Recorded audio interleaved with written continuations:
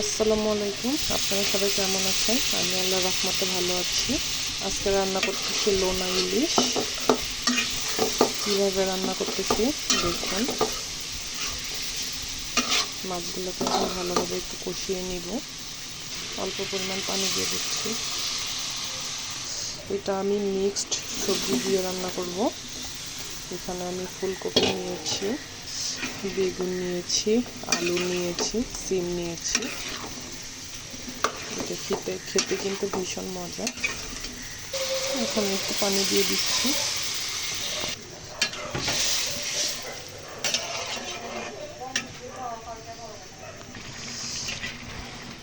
তরকারি প্রায় হয়ে গিয়েছে। আপনারা যারা যারা খাইছেন আমাকে কিন্তু জানাবেন, আর যারা যারা খান নাই এইভাবে রান্না করে খাবেন।